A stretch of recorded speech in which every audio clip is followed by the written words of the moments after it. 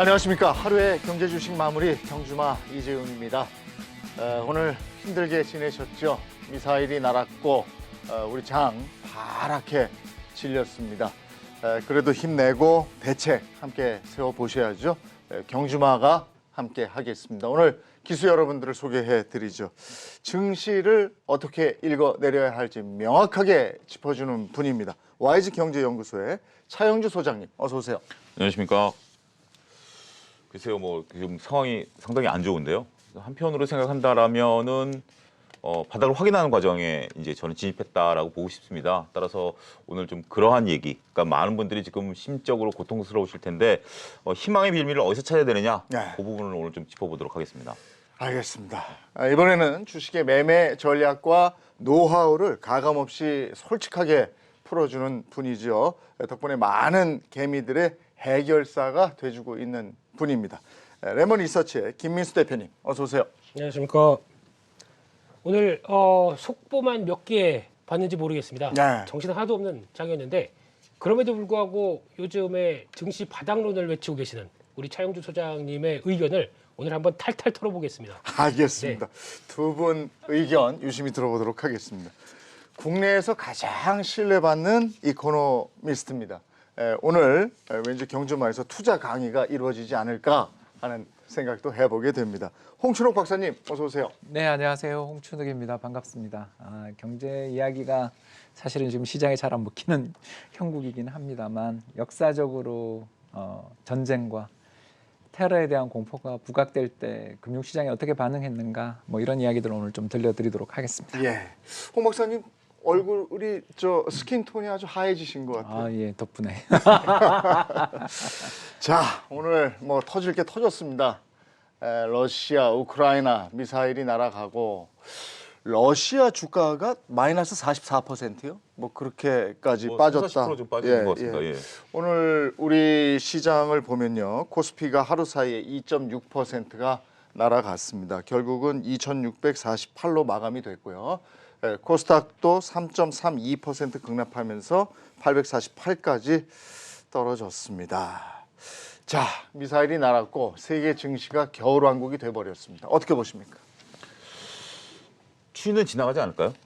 저는 그렇게 보고 있습니다. 그러니까 봄은 이제, 온다? 예, 이 추위가 그러니까 이제 지금 어떻게 보면 겨울의 시작이냐, 아니면 겨울의 끝물이냐라고 봤을 때는 저는 후자 쪽에 속한다라고 보는 거죠. 그러니까 과거 사례들이라든지 지금 세계 정세가 흘러가는, 물론 이제 앞으로 이런 것들이 세계 정세가 어떻게 흘러갈지는 뭐 전혀 오리무중이죠. 그러니까 이제 우리가 항상 전쟁들을 그러니까 주식 시장에 있어서 보면 어떻게 보면 긴 호흡으로 보면 전쟁이라는 게 결국은 시장의 방향성을 바꾸기보다는 일시적인 요소이기 때문에 그렇게 좀 가볍게 생각할 수도 있는 부분들도 없지 않아 있습니다. 하지만 지금 이게 뭐 러시아의 어떤 뭐 상황, 그리고 미국의 상황, 이런 것들이 녹록치가 않고 이런 것들이 당장 또 일부 우리나라 산업에 미치는 영향들, 이런 것들 때문에 녹록치는 않긴 하겠습니다만 좀 여유를 갖고 보면 지금 국내 시장에 있어서 불안전성이 저는 미국 시장보다는 상당히 낮다. 네. 그러니까 미국 시장 같은 경우 이 전쟁 공포가 2월부터 시작된 이후부터 큰 폭의 하락세를 시현했다라면 저희는 2월 중순까지 빠진 이후에 지금 보면 미국보다 덜 빠지고 있는 상황이거든요. 네. 그리고 지금 이제 우리나라 펀드멘탈 보면 이제 PBR 일선을 살짝 깨는 수준인데 여기서 지금 이 지정학적 리스크가 우리나라 시장을 다시 한번 끌어내릴 만한 요소가 되겠느냐라고 네. 봤을 때는 저는 좀 냉정을 찾아야 되지 않겠는가. 그런 부분들을 보면 지금 물론 아직까지 바닥을 확인했다라기보다는 바닥을 확인해 가는 과정이다라고 저는 보고 싶기 때문에 지금 시장에 있어서의 어떤 두려움을 더 느끼기보다는 물론 괴롭죠. 괴롭긴 하겠습니다만 너무 지금 하얗게 지를 정도로 네. 뭐 그런 부분들은 좀 아니다. 저는 그렇게 보고 싶습니다. 겨울의 끝자락이다, 봄은 온다, 이렇게 예. 평가를 해주셨는데 어떻게 보셨습니까? 네, 말씀하신 거 잘 들어봤는데 오늘 제가 증권방송 여러 군데를 지나쳐 오다 보니까 네. 소장님처럼 얘기하시는 분들이 거의 다 하시더라고요. 네, 현실을 제대로 봐야 되지 않을까. 네, 물론 시장에서 발생하던 리스크가 나오고 그러다 보니까 또 글로벌 시장 모두 다 하락하는 관점 쪽에서 이제 저희가 지금 여기서 바라보는 거는 희망을 보려고 하는 게 아니라 현실을 더 직시해야 되지 않나 생각 들고 있는데요. 그 현실이라는 게 일단 지금 미국 시장에서 나오고 있는 변화, 특히 미국 시장 같은 경우 만약에 지금 이런 인플레이션 압력과 함께 나오는 금리의 변화가 나왔었을 때 그때 예전에 미국 시장의 체력이었으면 이거 한 뭐 바닥을 3중 바닥 패턴이나 2중 바닥 패턴으로 견뎠을 겁니다. 지금 그렇지가 않죠. 그렇다는 얘기는 우크라이나 사태를 보는 게 아니라 미국 시장의 흐름을 먼저 보아야 된다라는 얘기는 지금 가치만 불리면서 특히 우크라이나 사태가 촉발하는 것은 인플레이션이죠. 인플레이션에 대한 부담들 지금 보다 보니까 벌써 유가 97달러대까지 WTI 가기 시작하고 거기다가 지금 금 가격은 작년 2020년도 때 고점 때 막 시도하면서 온스당 지금 1950 뭐 이 정도까지 계속 오르고 있죠. 네, 예. 이런 분위기로 나오고 있을 때 시장이 바닥을 잡겠느냐라는 부분들은 아직은 아니다라고 봐야 되겠죠. 그러니까 지금은 먼저 오늘 같은 경우도 시장에서 개인들이 거의 1조 1천억 정도 매수를 하면서 예. 싸다란 논리로 이게 거의 정점이란 논리로 들어가는데 여기서 시장의 바닥은 아무도 얘기할 수 없습니다. 근데 여기서 사는 게 아니라 안정되고 조금 비싸게 산다고 하더라도 안정을 보고 대응해야 되지 않을까요? 그러니까 먼저 움직였었을 때에 대해서 지금 심리는 이 정도면 됐겠지. 예. 이거는 주식시장에서 통하지 않습니다. 봄에 올 때까지 기다려라. 차라리 봄을 이게 낫죠. 확인하고 들어가야지. 아직은 겨울이다. 이런 네. 말씀이세요? 그냥 미국 시장 안정 보고 네. 그 다음에 들어가도 늦지 않다. 확인하고 사자 논리를 제 논리 이제 받아들이시는 거예요? 예? 그게 무슨 논리죠? 아이고 넘어가. 지금 미국 얘기했는데 네. 미국 시장이 더 크게 하락 반응을 하고 있습니다. 이거 어떻게 봐야 됩니까? 그 역사적인 밸류에이션에서 너무 이격이 커요. 음. 그래서 MSCI US 지수라고 해서 이제 우리나라에서도 그렇지만 외국인 투자자들이 주로 투자하는 우량주 지수들이죠. 네. 그 우량주 지수를 보면 역사적인 평균 PBR, 그러니까 주당 순자산 가치에서 주식이 지금 몇 배에서 거래되나 이렇게 보면 얼마 전에 얼마까지 갔냐면 4.8배, 네. 4.9배 정도였거든요. 이게 이제 1월 기준. 네. 근데 역사적 평균이 얼마냐면 3배 초반이에요. 음. 이게 거의 한 50% 60% 비쌌던 거죠. 물론 이제 금리가 싸니까 오를 수 있다고는 봤었는데 이제 금리가 오르기 시작하니까 문제가 생긴 거고요. 그래서 지금 보니까 대략 4배 정도까지 좀 떨어진 것 같아요. 그러니까 왜냐하면 고점에서 20% 나스닥이 네. 빠졌으니까. 그런 점을 놓고 보면 뭐 미국 주식시장이 이제 버블이 좀 있었던 건 사실 같은데 왜냐하면 깨지고 난 다음에 우리는 버블인지 아니까 고평가였던 게 아이고 그게 버블이었구나 이렇게 됐다라면 시장의 주도주들이 좀 교체 가능성이 높아지는 거죠. 이게 무서운 게 이거죠. 그러니까 주도주들이 고점에서 20% 30%가 쉽게 빠지고 뭐 예를 들어서 테슬라가 지금 고점에서 한 35% 빠졌는데 또 TQQQ 같은 경우는 52% 정도 빠졌는데 이 정도 이렇게 빠지게 되면 결국 추세는 일단 좀 꺾였다고 봐야 되는 거고 그런데 시장에서의 어떤 주도주들은 어디로 갈 것인가 하면 뭐 리오픈이다 아니면 에너지다 이런 쪽으로 이제 시장이 만약 가치주 성격들을 좀 찌고 있는 기업들로 가게 되면 주도주들의 교체가 벌어질 때는 항상 시장이 좀 힘들어요. 네. 왜 그러냐면 우리 투자자들은 과거에 우리에게 성과를 줬던 나는 그 주식을 믿고 있는 마음들이 있기 때문에 그 믿음이 배신당할 때 충격이 좀 있다라는 거죠. 여기 이제 또 하나 걱정이 뭐냐면 대단히 마진 뎁이라고 해서요. 돈 빌려서 투자하는 레버리지 거래가 또 미국도 우리만큼 많거든요. 왜냐하면 잘 갔으니까. 그러니까 이제 이런 것들이 지금 청산되고 있는 중이거든요. 네. 포지션의 청산들이 레버리지의 청산이 좀 이루어지고 있는 중이다라고 해서 저도 뭐 시장이 바닥을 쳤다 이렇게는 단언을 못 하겠는데 일단 두 번의 패닉이 진행되고 있잖아요. 1월에 한 번 왔고 이번에 또 왔으니까 이제 뭐 투자의 격언에 대해서 이야기하자면 세 번째 패닉은 잡아라라고 보통 이야기하거든요. 예. 근데 그때는 이제 시스템이 붕괴되면 그것도 또 깨지는 건데 시스템 붕괴될 정도면 아니면 그러니까 시스템이라는 게 뭐 별거 아니에요. 은행주만 안 망하면 시스템은 살아 있으니까 그래서 저 같은 경우는 사실 전 두 분의 의견에 반반인데 이번 패닉 후에 반등은 나올 텐데 그 반등이 진바닥은 아닐 수도 있다라는 걸 인정하고요. 다만 어떻게 우리가 이럴 때 시장에 대응하는 방법은 결국 패닉 나올 때 다음번 패닉은 진짜 좋은 기회가 될 수도 있다라는 거죠. 왜냐하면 다음이 제일 험할 수도 있으니까. 예. 바닥이 더 깊어질 수도 있다 이렇게 보시는 그거는 거예요? 이제 전쟁 따라 다른 예. 거죠. 예. 만약에 뭐 러시아군이 여기까지 우리 만족한다 그러고 키예프 안 간다. 예. 그리고 여기서 스탑한다 그러면 오히려 시장은 오히려 좋아할 수도 있는 거죠. 그게 잔인한 이야기지만 우리는 지금 시나리오는 뭐냐면 우크라이나 전토를 지금 전국토를 러시아가 다 집어삼키는 거 아닌가에 대한 공포가 왜냐하면 그 북쪽 벨로루시에서 좀 내려오고 있으니까 이게 제일 무서운 시나리오가 실현될 것 같으니까 이렇게 시장이 새파랗게 질린 건데 그거는 이제 시장 전쟁 따라 봐야 되겠지만 일단 저는 여기서 한 번 더 조정이 나온다라면 그건 일단 좀 사고 싶은. 네. 아니 왜냐하면 싸니까. 아. 그런 이야기였습니다. 근데 지금 오늘도 마찬가지로 개인이 주식을 사들였단 말이죠. 그러니까 이렇게 출렁이고 밑으로 갈 때마다 개인들이 지금 사고 있어요. 근데 국내 주식은 물론이고 서학 개미들은 지금 미국 주식도 ETF 중심으로 많이 아까 QQQ 말씀도 해주셨습니다만은 사고 있단 말이에요.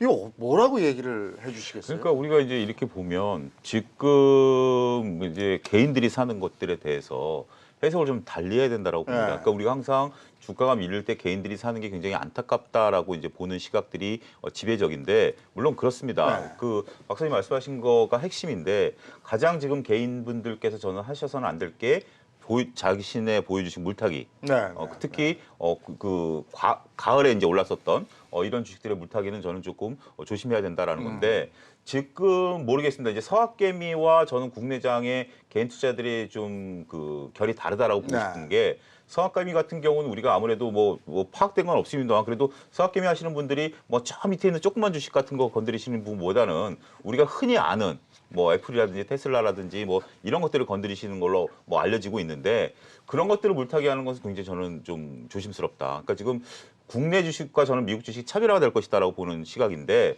지금 김일수 대표께서도 말씀하셨다시피 지금 미국 주식이 체력이 굉장히 약화돼 있다. 지금 이게 전쟁 때문에 빠지느냐라고 봤을 땐 저는 아니다라고 보거든요. 워낙 많이 약화돼 있고. 근데 이제 이 미국은 체력이 약해서 빠지고 있고 저는 국내 증시 같은 경우는 전쟁 때문에 오히려 바닥을 확인했다. 그러니까 지금 어떻게 보면 2월 달 같은 경우 전쟁이 없었다라면 미국의 금리 인상을 바라보면서 거기에 증시가 계속 방향을 못 잡을 텐데 차라리 2월부터 전쟁 리스크가 터지면서 증시가 확 바닥을까지 밀리는 저는 그런 상황이다라고 보는 시각인데 국내 주식에 있어서 개인들이 지금 사는 것들 물론 물타기를 하는 것들은 좀 그렇지만 만약에 경기민감주라든지 이런 것들을 좀 사는 것들에 대해서는 이번만큼은 뭐 개인이 꼭 나쁘다라고 보기는 어렵다. 네. 지금 지금 상황에서 본다라면 지금 이제 이게 만약 주가 상승기였다라고 했을 때 전쟁 리스크였다라면 오히려 좀 깊어질 수 있습니다만 주가가 어느 정도 하단에서 지금 지지력 테스트를 하고 있는 상태에서 전쟁 리스크가 이런 것들을 거품을 확 걷어냈다라고 저는 보기 때문에 지금 개인들께서 사는 매수세는 그렇게 부정적으로 볼 필요는 네. 없다. 저는 그렇게 생각합니다. 무조건 물타기라면 이것은 반대. 네. 그렇지만 바닥 다지기에서 올라갈 걸 대비해서 조금 더 투자하는 것은 찬성. 이렇게 네, 가시는 그렇습니다. 거예요. 예, 예. 거기에 대한 이견이 있습니까? 맞습니까? 복잡합니다. 이건 물타기는 하지 말고 다른 걸 사라. 음. 이게 과연 될까요? 개인 입장에서? 어차피 계좌를 딱 펼쳐놓고 매매하는데 내 계좌가 종목들 갖고 있는 게 깨지다 보면은 당연히 그게 싸다고 눈길이 가다 그리고 보니까. 지금 물타기라고 말씀하실 그 종목이 내가 아는 종목이거든요. 그렇죠. 그러니까 또. 글로 또 들어가게 되는 거거든요. 그게 어쩔 수 아는 없게. 종목이어서 살까요? 어쩔 수 없이 살까요? 그건 또 차이가 있겠습니다. 예. 그거는 그렇게 되면은 지금 소장님 말씀하시는 거죠. 네. 이제 지금 시점에서 과연 이제 모든 우크라이나 사태나 지금 나오고 있는 미국 시장 다 빼고 네. 종목만 하고 섹터만 보고 지금 움직여야 된다고 하는데 과연 그럴 수 있는 이런 배짱을 가지신 개미 분들이 얼마나 되실까요? 이게 지금 가장 핵심인 것 같고요. 근데 하나 그러니까 저희 개인들이 주식을 매수해서 바닥을 잡을 수 있다는 부분에 대해서는 저는 공감합니다. 공감하는데 무조건 외국인과 기관이 사야 바닥을 만들지는 않습니다. 단적인 예로 지난 코로나19 사태 때 2020년도 3월 같은 경우도 거기서 충격받고 돌릴 때 보면은 개인들이 다 샀습니다. 그리고 거기서부터 촉발돼서 몇 개월 있다 보니까 외국인들은 계속 팔았죠. 그런 상황에서도 유동성과 함께 나오는 여러 가지 정책들이 같이 이어지다 보니까 거기서 턴을 만든 것도 하나의 역사적인 사건이긴 하지만 근데 너무 과열을 했죠. 네. 그거를 이제 우리가 주인이 되겠다라는 관점에서 너무 과열되다 보니까 나왔던 변화긴 하지만 지금 같은 경우는 조금 케이스가 다르죠. 지금 이제 아직 확인된 게 없는 가운데 단순하게 앞서 소장님 얘기하셨던 것처럼 내가 갖고 있는 종목들이 싸다 보니까 자동적으로 이거 추가로 매수를 해야 되는 이런 현상이라고 하게 되면 이거는 지금 그대로 나오는 그걸 그대로 맞춰갔었을 때 오히려 단기 반등만 나오고 다른 쪽으로 시장이 변화가 되면 특히 이런 급한 조정이 한번 나오게 되면 앞서 박사님 얘기처럼 주도주가 바뀝니다. 네. 이런 과정들이 나왔었을 때에 대한 대응은 전혀 못하고 있기 때문에 차라리 지금 시점에서 이렇게 급한 거는 좀 기다리자. 그래서 그다음에 변화 나오고 시장에서 물론 급하게 밀린 만큼 낙폭 큰 게 먼저 움직였죠. 그럼에도 불구하고 거기서 이제 변화가 나온 흐름들을 다시 체크하고 대응해도 늦지 않는다라고 보여지고 있습니다. 근데 이제 저도 시장에 참여하고 있습니다만은 그 내려가는 나의 주가와 내가 산 가격을 보면요, 이 갭이 너무 점점 지하로 가고 있기 때문에 이 갭을 좀 줄이고 싶어하는 욕구가 생겨요. 네.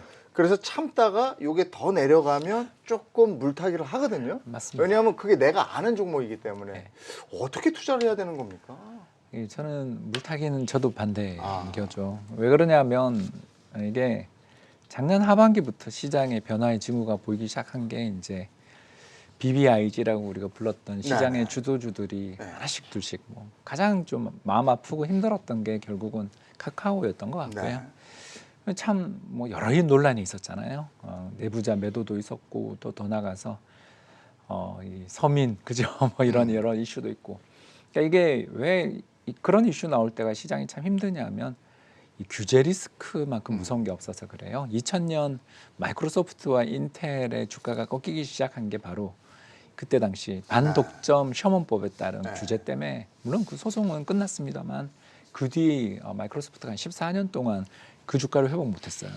이런 일들을 겪으면 참 시장 입장에서 주도주들의 이제 좀 교체가 나타날 가능성이 있는데 그때 또 이제 작년 하반기로 우리가 돌이켜 생각해 보면 죄송합니다만 좀 테마가 휩쓸었잖아요. 네.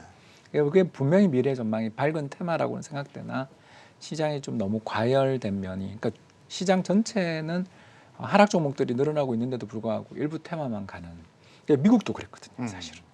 그래서 이게 좀 이번 조정이 마음이 아프고 괴로운 게 그때 들어가신 분들이 순수 현금만 들어갔느냐 요걸 묻는 거죠. 네. 그래서 꼭 이럴 때 제가 체크해 보라고 좀 말씀드리는 게 바로 뭐냐면 신용 비율, 네. 융자 비율을 요새 좀 많이 줄고 있어요. 20조까지 근데 줄었으니까요. 예, 그 크게 준 거죠 사실은. 그런데 예, 반대 매매가 나오고 있는가? 그러니까 1월에 한번 나왔었는데 그 진정됐었다가 아직 안 나오고 있거든요, 그죠? 예. 예, 그때는 이제 1월에는 기억나시죠? 오늘 데이터로 늘어나고 있습니다. 예, 네. 그 늘어나는 건데 1월에는 막 데이터 오류 논란까지 있을 정도로 그렇죠. 어마어마한 숫자가 찍혔는데 예. 이번에 이게 좀 나올 것 같아요. 그래서 반등이 나오더라도 제가 네. 이번 반등은 좀 쉽지 않아 보인다라고 이야기하는 게 이 반등의 그 반대 매매를 피하기 위한 눈물의 손절이 나올 가능성들도 있거든요. 이게 이제 레버리지가 높을 때 시장이 참 이렇게 한 방에 회복을 잘 못해요. 네. 그러니까 그걸 걱정하는 거죠. 그래서 저는 물타기가 좋다 아니다라고 말하기 전에 신용 비율을 한번 꼭 지금은 신용을 꼭 봐야 되고 반대 매매 뉴스를 꼭 봐야 되는 그런 시장 상황인 거죠. 그래서 뭐 싸니까 산다 이것도 참 좋지만 그건 밸류에이션 매력 있으면 사야 되는데 네. 그것도 한 번 더 점검해 봐야 되는 시장이라는 뜻으로 말씀드렸습니다. 근데 이제 또 하나가요. 그 서학 쪽에 이제 주식을 지금 그 저점 매수 기회라고 생각하고 사시는 분들이 개별 종목에 자신이 없으니까 ETF를 지금 좀 많이 사고 있는 것 같아요. 그런 패턴은 어떻게 보시는 거예요? 예, 뭐 ETF는 좋은데 네. ETF가 그 이제 작년 순매수한 거 5개 종목 중에 네. 3개가 ETF였어요. 테슬라랑 엔비디아 빼고 ETF였는데 네. 그게 레버리지가 좀 많았어요. 거기. 아. 그래서 아까 그 신용융자랑 똑같거든요. 이 레버리지를 쓰게 되면 조정을 버틸 수가 없어요. 이게 3배 레버리지, 뭐 2배 레버리지를 많이들 사셨던데 이제 그 레버리지를 쓰게 되는 순간 이게 맨날 리셋되잖아요. 그래서 이제 지는 게임이죠. 예, 그래서 그러니까 반등이 나와도 그 전 빠졌던 거에서 반등이기 때문에 네. 그걸 잘 그러니까 오를 땐 참 좋은데 네. 하락이 많거나 시장이 박스권이 되는 순간이 지는 게임이 되는데 그걸 좀 많이 사셨더라고요. 그렇기 때문에 우리나라의 투자자들 서학개미에 있어서 전 뭐 테슬라, 엔비디아 사는 거 솔직히 좋게 봐요. 왜? 장기적으로 투자만 할 수 있다면 시장에서 위너가 될 가능성이 높은 종목들이니까.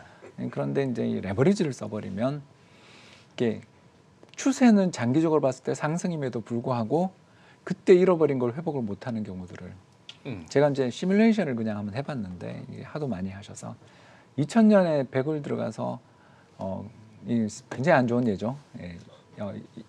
2000년에 들어가서 2003년 최바닥에 얼마가 남는가를 이렇게 레버리지 추산해 보니까 1일 밑으로 가더라고요. 왜냐하면 리셋을 계속 하니까. 그러니까 그만큼 무섭거든요. 거기서 100배가 난들 무슨 의미가 있습니까? 그렇지 않습니까?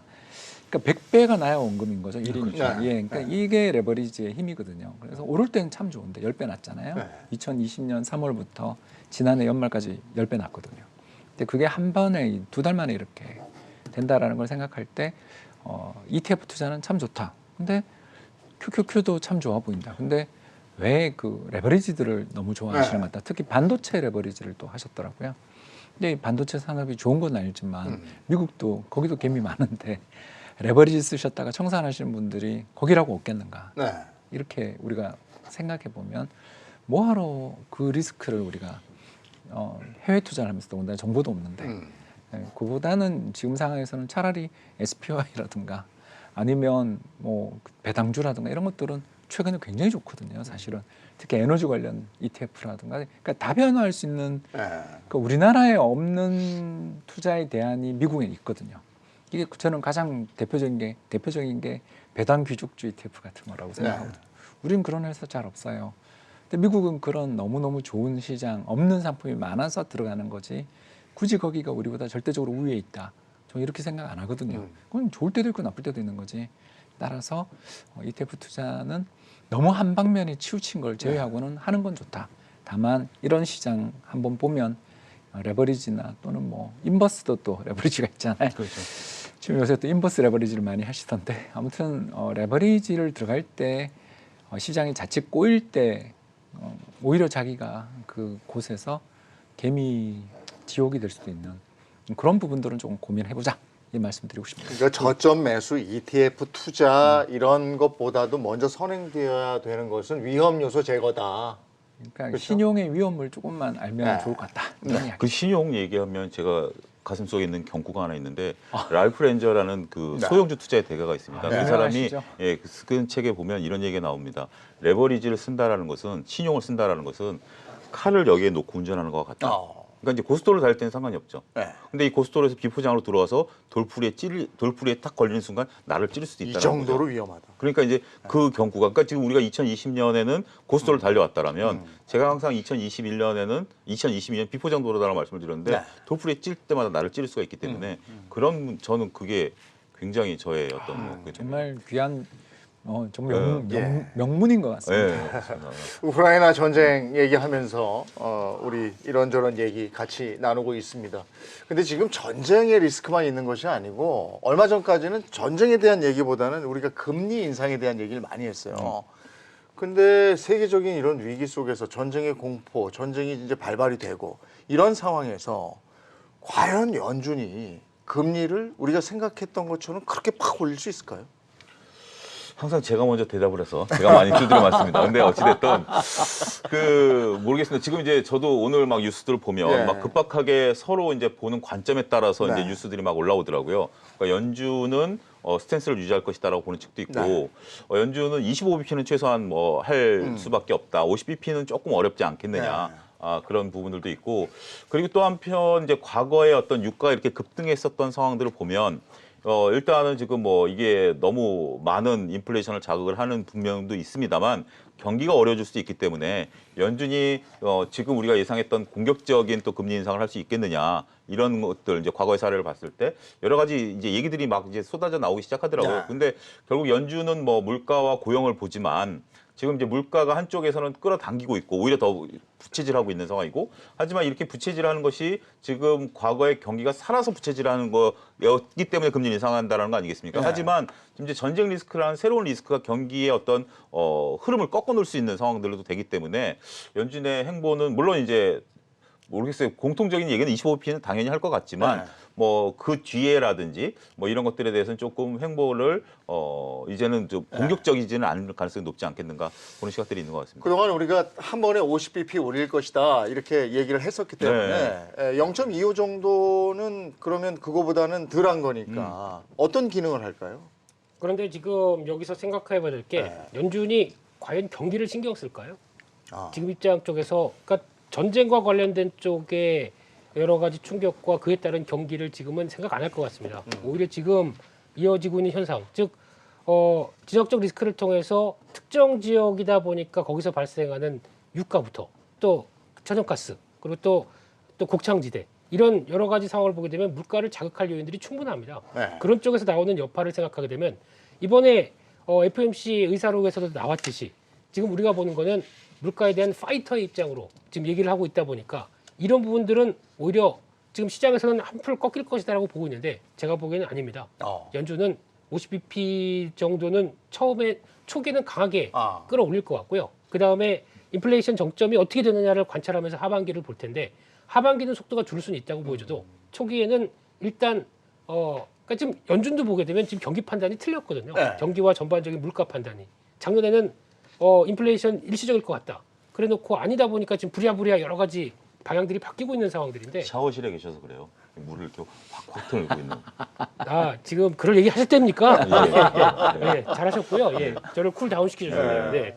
그래서 이런 쪽으로 보게 되면은 아무래도 연준은 일단은 엑셀을 밟을 것 같다 이렇게 보지. 어쨌든 지금 잽으로 먼저 가는 게 아니고 네. 일단 한 번 휘둘릴 치고. 거고 네. 그 다음에 이제 잽 하면서 방어 전략으로 간다 뭐 이렇게 보시는 건데 글쎄요 어떤 해석이 가능할까요? 저는 50bp 인상했으면 좋겠습니다. 차라리 그렇게 하는 게 낫다? 네, 그게 낫다. 그리고 보도문에서 저 인플레이션 리스크에 대비해서 우린 금리를 인상했다. 근데 뭐 우크라이나 사태가 심상치 않으니 이제부터는 경기 판단을 경기 동향을 보면서 우리가 적응해 나갔다. 제가 이제 연준 멤버들이라면 이게 굉장히 마음 편한 포지션 아니겠는가. 그러니까 그 사람들 입장에서 지금 굉장히 강한 비난을 받고 있잖아요. 인플레가 이 지경이 되도록 당신들 뭐 했냐. 그러니까 이거에 대해서 어쩔 수 없이 지금 떠밀려서 연준이 금리를 인상하는 바에야 일단 후련하게 한번 금리 인상하고 밀린 거 한번 하고 차라리 전쟁 때문에 다음번에는 좀 지켜보겠다라고 해버리면 시장은 오히려 안도할 수 있거든요. 두 가지를 다 노릴 수 있으니까 제가 연준 멤버라면 50bp 인상할 것 같다. 그게 몇십 년 전의 일이었지만은 물가가 마구 오를 때 그때 미국이 굉장히 과감하게 금리를 올렸었죠. 20%까지 올렸습니다. 그랬었죠. 80년 2월인데요. 네. 그때 폴 볼커라는 얼마 전에 돌아가셨습니다. 폴 볼커 의장님이 시장에 대해서 그 눈치 안 보고 해버렸어요. 그래서 아주 역사적인 사건이 한 번 있었는데 뭐냐면 곡물 가격이 폭락했거든요. 왜냐하면 금리 20% 앞에서 농가들이 더 가격이 오를 것 같으니까 쥐고 있지를 못하는 거잖아요. 그러니까 재고를 갑자기 일거에 내놓기 시작했어요. 그러니까 곡물 가격 폭락하고 또 모기지 대출 받은 사람들이 얼마나 당황했겠습니까? 20%인데. 네. 그래서 어떤 일이 벌어졌냐면 트랙터 시위가 연준 앞에서 물론 퇴비도 좀 던지시고 했다고.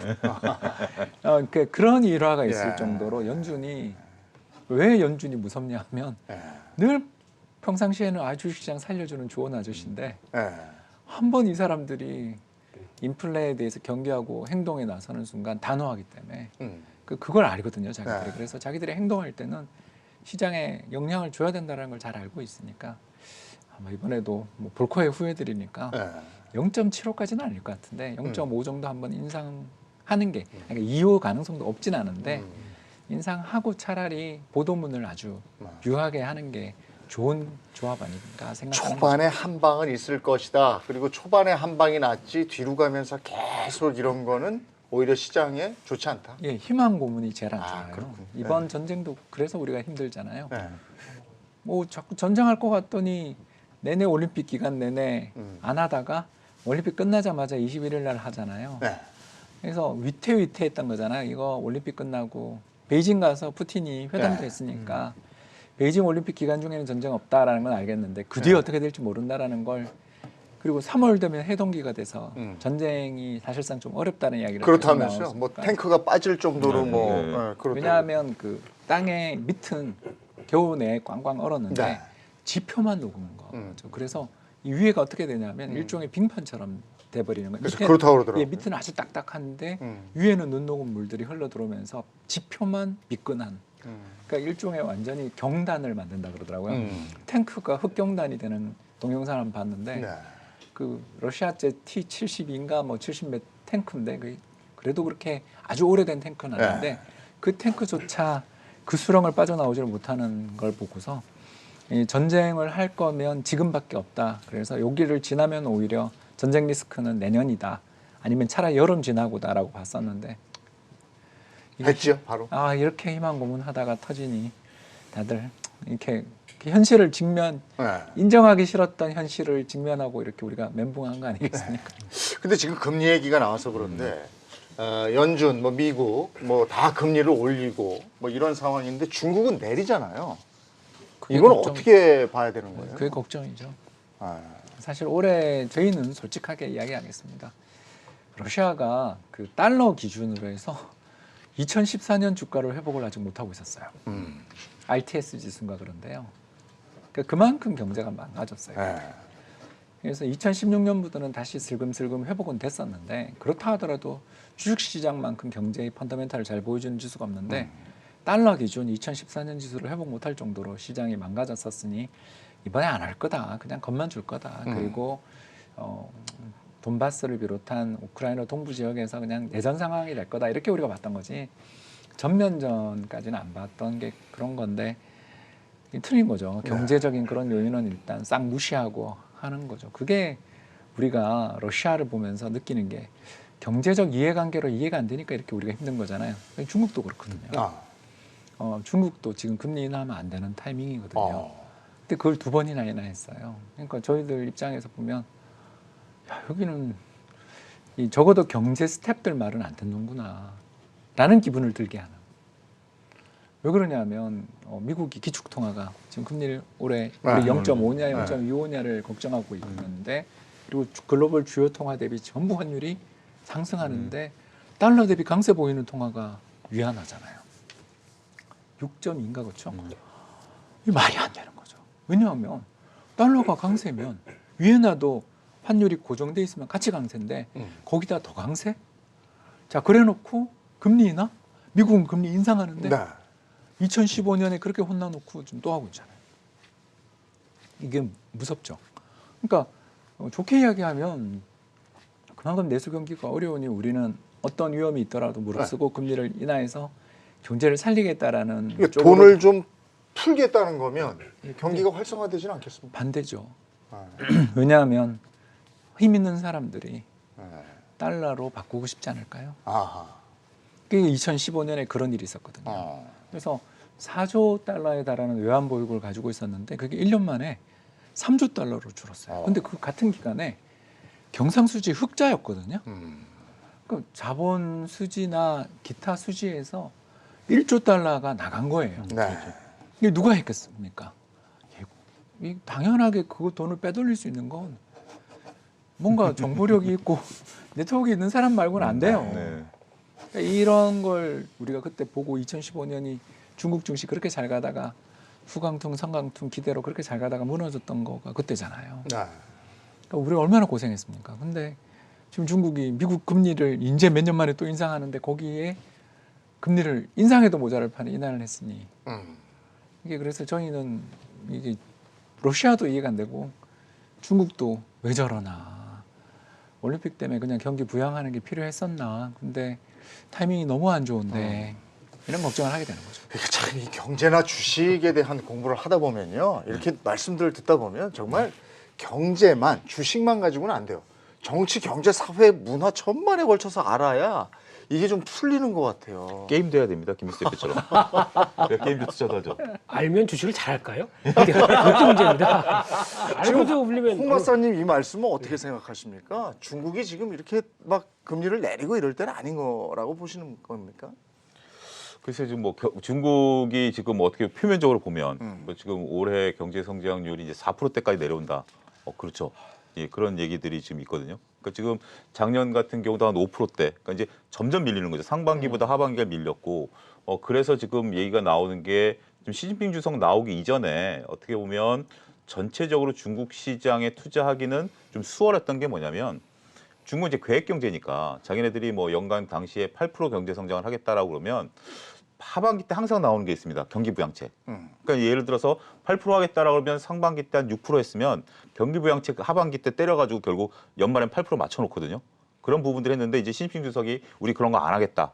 우리는 이제 내수에 치중하겠다. 네. 뭐 이런 부분들을 하면서 이제 나왔는데 지금 이제 4%대까지 경기가 떨어지면 이게 지금 뭐 어떻게 되겠습니까? 그런 부분들 보면 그러니까 표면적으로 볼 때는 이제 박사님 말씀하신 것처럼 이제 뒤에 흘러가는 어떤 뭐 자본의 흐름들은 있겠습니다만 지금 전 세계에서 유일하게 돈을 풀어서라도 뭐 헝다 문제라든지 여러 가지 지금 네. 이슈들이 있기 때문에 그렇게 지금 돈을 푸는 게 아니겠는가 보는 시각도 존재하는 거죠. 그래서 저는 그냥 단순하게 생각해서 중국이 돈을 푸는구나. 그래서 경기를 부양하려고 하는구나.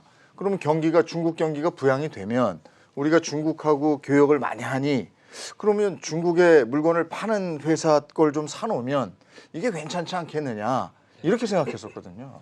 그렇죠. 그게 어떻게 보면 지금 나오고 있는 논리가 그러니까 제가 생각하기엔 그렇습니다. 지금 한 2010년대 이후부터는 저희가 알고 있는 상식과 네. 저희가 알고 있는 어떤 데이터와 이걸 가지고 맞아서 움직이는 예전부터 나왔던 데이터와 그렇게 똑같이 벌어지지 않는다. 네. 이런 약간 뭔가 엇박자가 난다고 하더라도 나중에 가서 맞춰지는 이런 현상도 상당히 많고요.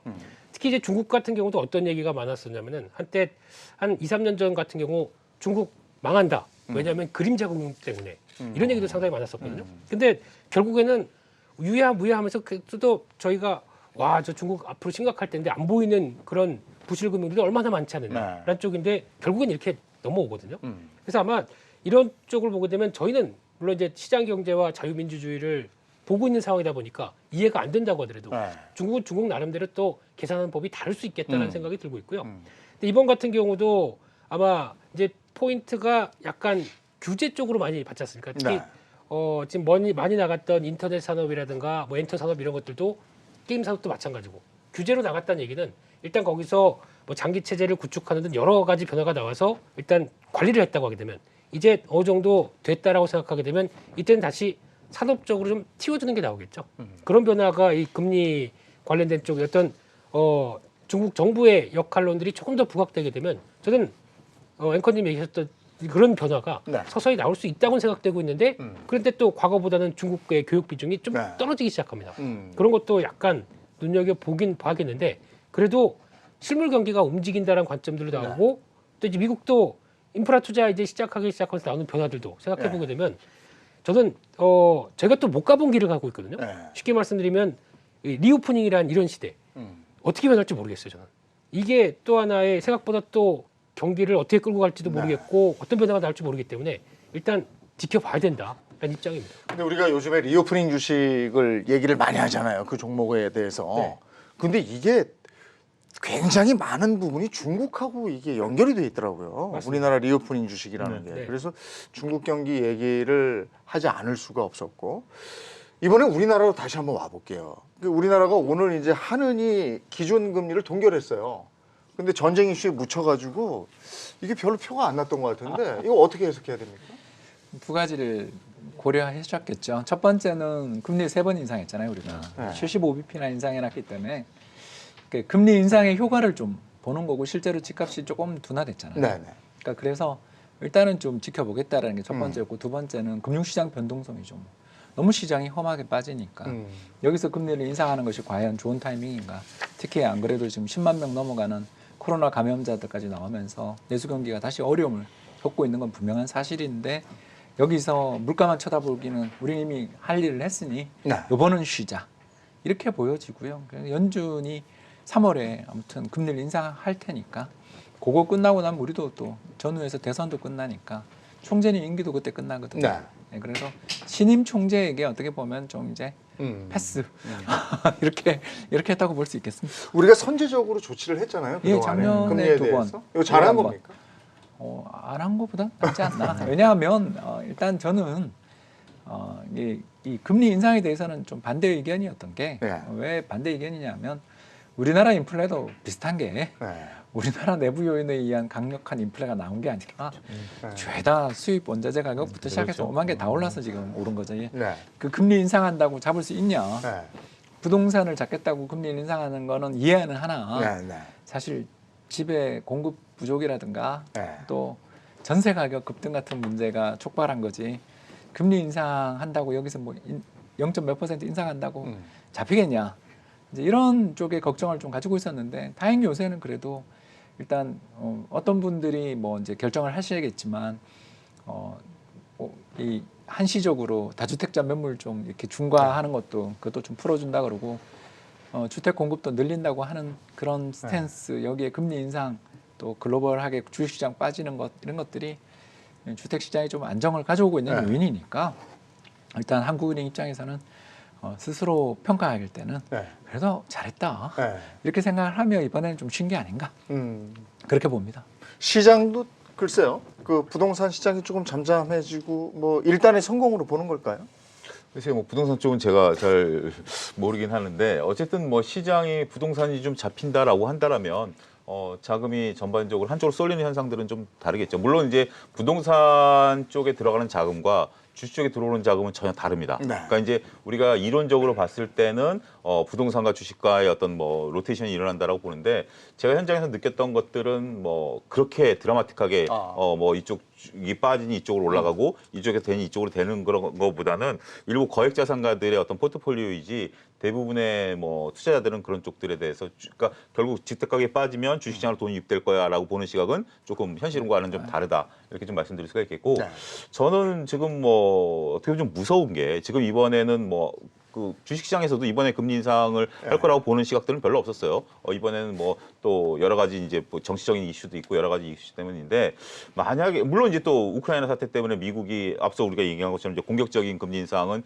조금 어렵지 않겠는가라는 거지만 만약에 상황이 또 급변해서 미국이 공격적으로 금리 인상을 한다라면 우리나라 체력과 상관없이 따라 올려야 된다는 거 아니겠습니까? 네. 지금 이제 얘기가 월가에서 나오는 게 전 세계 중앙은행들이 4월 이전에 한 차례씩은 다 금리를 인상할 것이다라는 그런 얘기들도 나오고 있는 상황이기 때문에 우리 체력과 상관없이 지금 이제 금리 인상에 대한 그 상황을 봐야 된다라는 것이 올 한 해 조금 어려움이 아니겠는가 저는 그렇게 말씀드릴 수 그럼 있겠습니다. 다음번에는 올리겠죠?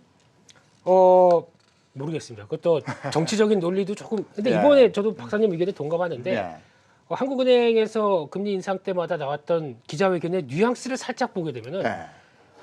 거기서 한국은행장이 왜 부동산 얘기를 해야 될 것이며 네.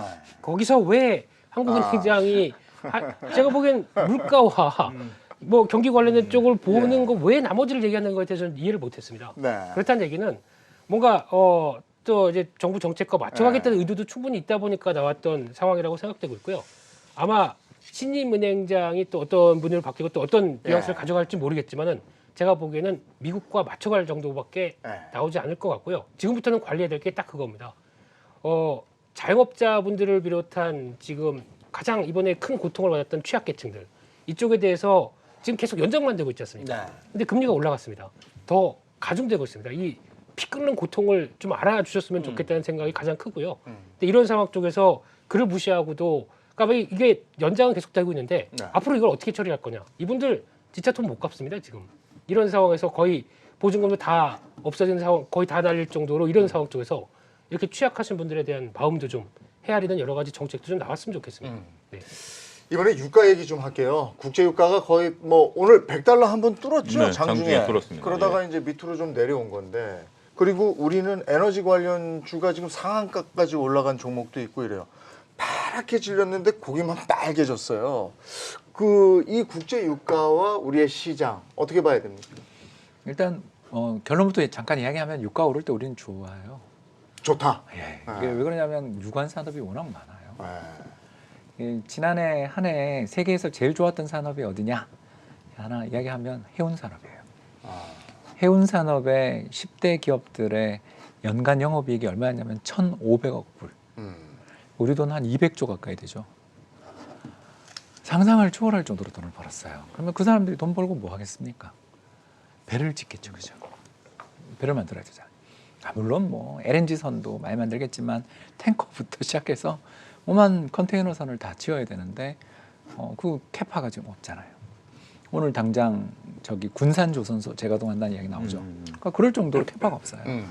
근데 그런 쪽에서부터 시작해서 뭐 이런 물류 대란이라면 예를 들어서 이건 그냥 가정에 불과한데 러시아산 PNG가 이제 파이프라인으로 운송되는 천연가스 공급들이 이제 정말 어려워진다라고 한다면 석탄을 떼든가. 근데 석탄도 또 러시아가 엄청나게 수출하거든요. 참고로 우리나라가 러시아산 석탄의 2대 수입국인가 그렇고요. 그러니까 그만큼 우리가 수입을 많이 해요. 그러니까 이제 그쪽 관련돼서 각종 개발 붐이 발생할 수밖에 없고 드릴쉽 이야기도 안 나올 수가 없고 또 나가서 미국의 셰일 오일 생산 재가동 이야기가 나올 수밖에 없거든요. 그런 일들이 벌어지게 될 때 사실 우리는 그렇게 나쁘지 않아요, 경제가. 그러니까 우리가 왜 지금 이렇게 어려웠냐 하면 예. 금리가 오르는 것 때문이지. 그러니까 금리 오르면 성장주들이 좀 타격을 받는 데다가 전쟁의 불확실성으로 이렇게 고통받는 거지. 유가 자체가 오르는 것이 우리 경제에 나쁘냐 이렇게 물으면 우리 입장에서 경상적자가 좀 날 수 있다. 뭐 이런 정도이지. 사실 기업들 단의 입장에서 보면 인플레이션에 한국만큼 그래도 잘 이익이 나는 나라가 잘 없어요. 경제 전체로 봐서는 그렇게 나쁜 건 아니다. 특히 자동차만 하더라도 기름 펑펑 먹고 있는 예를 들어서 100이량 아주 큰 차를 생산하고 있는 서구에 있는 럭셔리카를 생산하는 회사들이 좋겠습니까? 아니면 전기차도 생산 잘하면서 연비 좋은 차를 생산하고 있는 우리가 낫겠습니까?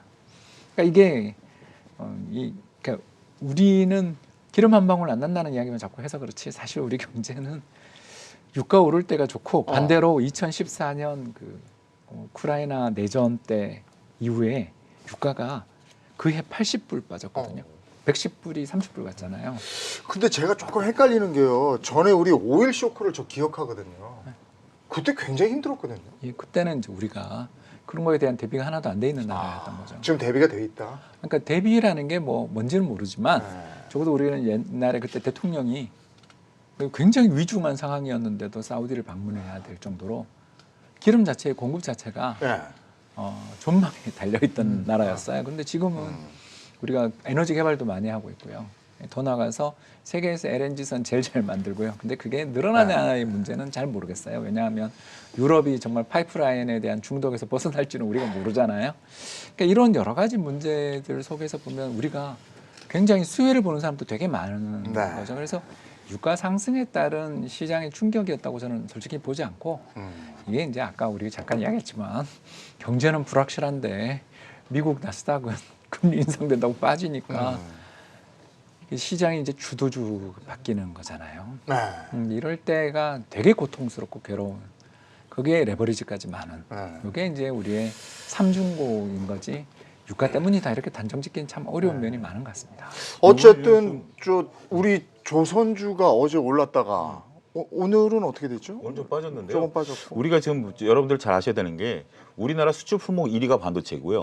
2위가 뭔지 아십니까? 석유화. 석유화학입니다. 정제해서. 우리가 이제 그 산유국은 아니지만 특히 우리가 지금 주력으로 들어오려고 하는 게 이란산이거든요. 이란산 그게 이제 혹자들은 이란을 이제 제재했을 때 미국산 원유를 들여와야 되지 않느냐라고 보시는 시각들도 있었어요. 근데 이게 미국산 원유는 정제해봤자, 그러니까 휘발유 만들기는 좋아요. 근데 이란산 원유는 우리가 석유화학 제품 만들기가 너무 좋습니다. 그래서 이쪽 남쪽 지대에 우리가 벨트를 해서 이란산 원유를 들여와가지고 석유화학 제품 만들어서 전 세계에 뿌리는 거예요. 지금 그 2월 지금 20일까지 수출 데이터 나오지 않았습니까? 20%가 넘게 늘었어요. 2월 달에도 반도체가 한 10% 늘고 이게 2% 늘고. 그러니까 교수님, 이제 박사님 말씀하신 것처럼 지금 이제 석유화학 제품에 대해서는 상당히 이제 수혜를 볼 가능성이 있죠. 근데 이제 문제는 유가가 올라가면 이제 기업들의 물류 비용 부담이라든지 아니면 뭐 여러 가지 지금 현재 물류 비용 때문에 지금 뭐 이익이 훼손되는 기업들도 많거든요.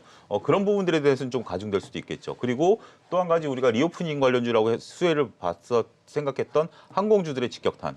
지금 이제 그 항공유가 고유가 때문에 올라가는 그런 부분들 이런 부분 그러니까 산업에 따라서 조금 달라질 것 같아요. 그러니까 전반적으로 조금 수혜를 보는 물론 말씀하신 지금 오늘 올라가는 것들도 일부 이제 뭐 석유화학주나 가스주들 올라가는 거 뭐 조그만 회사들을 저희 상관없이 올라가는 건 좀 경계해야 되겠습니다만 그 석유화학 관련해서 그 정제 마진이 늘어나는 부분들 그리고 또 한 가지 우리가 좀 봐야 되는 게 유가가 지금 이렇게 올라가면 박사님 말씀하신 것처럼 이제 셰일 오일을 이제 거론하셨는데 이제 캐나다 쪽에 많이 묻혀 있는 이게 이 모래와 기름이 섞여 있는 거죠. 이거를 하려면 대략 한 $60, $70 원가가 됩니다. 그러니까 그 이상 돼야만 이게 개발이 들어가거든요. 지금 가능한 거네요. 예, 충분히 가능한 거죠. 지금은 이제 다양한 가능한 건데 이게 이제 단순히 석유화학만 데려가겠느냐. 이게 신재생 에너지에 또 다양한 개발을 촉발시킬 수가 있다라는 거죠. 왜냐하면 원가가 이제 원래 신재생 에너지들이 원가가 굉장히 높은 건데 우리가 이제 글로벌 친환경으로 가기 위해서 탄소를 줄여야 되기 위해서 이쪽으로 이제 투자를 하려고 해도 이게 이제 적자가 나니까 정부에서 보조금들을 대거 이제 투입해서 살려놓은 거 아니겠습니까? 근데 지금 글로벌 기조는 보조금을 다시 이제 줄여가는 기조에 있는데 이게 보조금을 안 줘도 유가 대비해서 이게 수익이 나니까 이런 쪽들에 대해서 앞으로 관련된 투자가 활발해질 수도 있다. 그렇게 좀 봐야 될 것 같습니다. 시간이 얼마 안 남아서 요거를 여쭙게 대표님께는 조선 에너지주가 좀 올라요. 어제 오늘 막 올라요. 따라가도 됩니까? 오르니까 따라간다는 마인드 말고요. 네. 산업이 변한다라는 사이클로 보시게 되면 사셔야 됩니다. 아. 네, 그게 무슨 얘기냐면은 저는 산업 그러니까 주도주가 바뀐다고 생각하는 사람 중에 하나인데 네. 바뀌는 게 이런 경기 민감 관련된 쪽이 리오프닝과 함께 하반기에 바뀐다고 봅니다. 아. 근데 그 중에 하나 조선 쪽은 원래 뭐 이번에 잠깐 나왔던 LNG선을 뭐 유럽에서 수주를 하고 한다라고 하는 그런 스토리는 장기적인 거고 또 어떻게 변할지 모릅니다. 네. 앞서 박사님 얘기하셨듯이 독일이나 독일 주축으로도 그러면 이거 러시아 거 끊기다 보니까 노스스트림 2도 안 되고 그러면은 이거 그냥 바로 다른 데서 구해와겠네. 이거를 지금 막 날리고 있는 쪽이 미국이지 않습니까? 네. 우리 거 좀 사가. 네. 근데 제가 보기에는 독일도 계산 막 두들길 것 같고요. 네. 근데 그 전에 조선 쪽은 벌써 2년 전부터 독 막 차기 시작했습니다. 그래서 벌써 이제 한 올해 말 정도쯤 되면은 재무제표상에서도 반영이 되기 시작할 겁니다. 네. 그러면 조선사 같은 이런 사이클 산업은 항상 고포에 사야 됩니다. 네. 가장 반응이 안 나오고 상대적으로 실적 나오기 전에 네. 그때 샀다가 실적 나오면서 PR이 낮아지기 시작할 때 파는 거거든요. 그러면 가장 좋은 이번 사이클도 나오고 있는 부분들이라고 생각되고 있고 그와 연관돼서 그렇게 되면 해운업 좋아지다 보니까 조선업이 좋아지는 경우가 이번에 나온 거고 유심히 봐라. 그렇죠. 예. 조선 자, 박사님께 마지막으로 한 가지만 더 질문할게요. 이런 때 이제 전쟁 터졌고 이럴 때 우리 개인 투자자들 어떻게 해야 됩니까? 분할 매수. 분할 매수. 예, 그리고 과거의 영광, 과거의 성취에 너무 좀 쳐다보지 마시고 네. 방금 오늘 우리 방송에서 이야기했던 것처럼 경제가 다 나쁜 건 아닌데 시장이 이렇게 새파랗게 질렸을 때는 한 보수적으로 보더라도 1년, 2년 더 좋아지는 업종들이 꽤 많이 있어요. 상당히 많이 있거든요. 그런 업종들을 좀 이제는 약간 지난 2년의 성과와 영광만 보지 말고 변화되는 환경도 좀 봤으면 좋겠다. 이렇게 말씀드리고 싶습니다. 알겠습니다. 경주마가 일주일에 4번 달리죠. 월, 화, 수, 목 달리는데 할 때마다 얘기가 아쉽습니다. 근데 오늘도 또 시간 때문에 여기서 마무리를 해야 되겠습니다. 다음 주 월요일부터는요. 저희가 5시에 시작합니다. 잊지 마십시오. 앞당깁니다. 5시에 시작하니까 경주마를 만나고 싶으신 여러분 5시에 들려주시면 되겠습니다. 새로운 장소에서 새로운 시간에 경주마 힘껏 달리겠습니다. 함께해 주신 여러분 고맙습니다. 고맙습니다.